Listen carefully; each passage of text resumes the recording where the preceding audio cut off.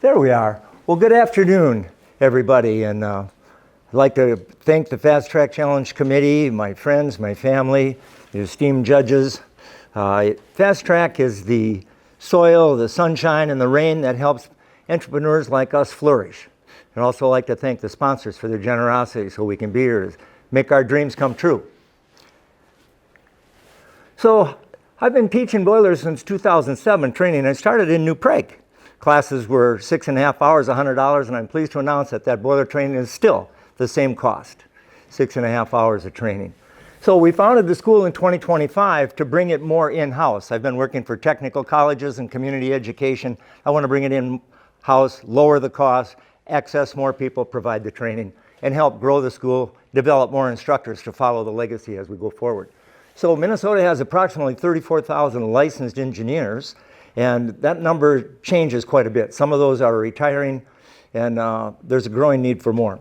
All states have boilers, but not all states require boilers licenses. Minnesota does. And as you look at some of these buildings here, the state capitol, for instance, I've inspected the boilers there, but walking through there, you might not think about, oh, is the boiler safe? Is the operator knowing what he's doing? It's either warm or it's cold, right? So a lot of big buildings can efficiently heat their space with steam and or hot water. And in Minnesota, you need a license. And the licensed boiler operator learns how to do it in a safe and prudent manner. Boilers can be dangerous. There was a boiler explosion here. The state of Minnesota said, well, this boiler, 626,000 BTUs, is small enough it doesn't need a boiler operator's license. It doesn't need an annual inspection. That's about 2/3 bigger than your house furnace, or your furnace is 1/3 the size of what blew up here. Operating a boiler takes knowledge. Somebody here tried to help, and what they did was incorrect. The most important thing in safe boiler operation is maintaining the water level, and I like to tell the students these days, check the water level in your boiler more often than you check your cell phone. So, couldn't say that when we started in 2007. So, what happened here was they had leaks, and somebody fixed the leaks and thought they had it resolved and closed some valves that they shouldn't have closed. The boiler ran out of water, got overheated, and when the water hits the hot metal, it flashes into steam, expands 1,600 times. It went right through the brick wall. It bent the I-beam in the ceiling up here, the compression tanks. That's how it ended up in just a couple of seconds. Fortunately, nobody was hurt. If you look at this screen, all the red lines depict where the walls were damaged. So there was a lot of structural damage here. This took on a legal battle, and these 12 beds, the students or the daycare kids left 20 minutes before the event happened. What a blessing. So this doesn't have to happen. It doesn't happen very often. The leading cause of problems with boilers is low water, but that doesn't happen that often. So our mission, as I read, is to deliver high-quality, accessible, affordable training that empowers individuals to be knowledgeable, safe operators, and obtain a Minnesota boilers license. Okay, so I get a little feedback here. I got an email the other day. We did a class in June at the Dean Lakes Training Center, and he got his chief license. Thank you, John. So we do offer classes as one-on-one as well as in group settings. We provide efficient, effective, immersive training. Immersive meaning that we're going to take you into a boiler room, show you how to blow it down, show you how to check the water level, fill out the logbook. All of that is hands-on training. We have show and tell. I got a garage full of old boiler parts that I bring to the class, set them out, and we use them for training.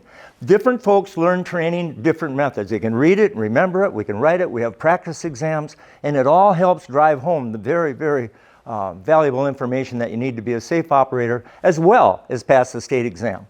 Okay? So we cover low pressure boiler certification primarily. That's where the driving need is, and we'll get to talking about high pressure where there's a real shortage as well. So wages and labor stats in 2024, so 2025, 1,700 and some people got their special license. That's the introductory level license starting out. They're drawn to this. We can get really good jobs in schools, churches, apartment buildings, maintenance complexes, all over. You can get a job as a boiler operator. Let's say, for example, in Prior Lake, Burnsville, Eagan, recently, jobs were posted at $46,000 a year with major benefits, medical, dental, paid vacation. $46,000. And you can go up from there. You can move from one school to the next. So there's just unlimited opportunity. Here we start with the special engineer's license. You must be 18 years of age, Have the habits that justify the belief you'll be competent and operate the boilers in a safe, intended, and prudent manner for which they were designed, right? We'll assure you that you do that when you get your license and your test. We're not just training people to pass the test. We're there to make knowledgeable boiler operators as safe. So once you get your special after 2,000 hours, you have your manager or someone fill out an affidavit. We present that to the state in a PDF. They let you take your second-class license. Could be C, a low pressure, a B, a high pressure, or an A, steam engines and turbines. So depending on the type of boiler you operate, that's going to dictate what type of boiler you get to test for. But it's based on time in the boiler room, not just time in the classroom. The two together are wonderful. For people that just try to go in and challenge the test and take the special, high failure rate. So they talked about a 95% plus pass rate. I get emails weekly. John, thanks, I passed. I got 92% on the test. But I don't get any that says I failed, I need more training. So we're doing a good job, and we're going to continue to do a good job. So we're with you every step of the way. Minnesota alone has 40,000 registered boilers and about 28,000 licensed engineers. In the low pressure certification, once they get the special engineer's license, this is the people that are getting the second class, and that number is growing, close to 200 a year, people going up. Some of them are satisfied with the special, some of them want to advance. And then there's a bunch of licenses on the state website that are about to expire. When you get your license, you need to renew it every 2 years. And then you can go up and you can take the next test. If you fail to renew it in 2 years, it automatically expires and you retest. So we are seeing a lot of people renew their licenses and climb that ladder. In Minnesota, the special engineer, there's over 12,000 of them. That's the introductory level, all across the state. The Class C engineer, this chart, whoops, got to back up one. Hit the wrong button there. This depicts the 2C, the 1C, and the Chief C. So these are the low pressure ones, predominantly the schools, the churches, the apartment buildings. But when you get into industry, you'll see the B engineer, the high pressure. And there's a shortage of this. Some employers are struggling to work them. And I actually go out and work boilers part-time with my license to help fill that void. So the Class B and the Class A is something we really want to procure a building, put a boiler in it. I know where I can get 2 free boilers. And we can put it in there and get people hands-on training to promote this high-pressure industry demand. Those are $75,000, $85,000 a year jobs, constant attendance at the boiler point. Yeah, you work holidays and stuff, but there's always somebody there.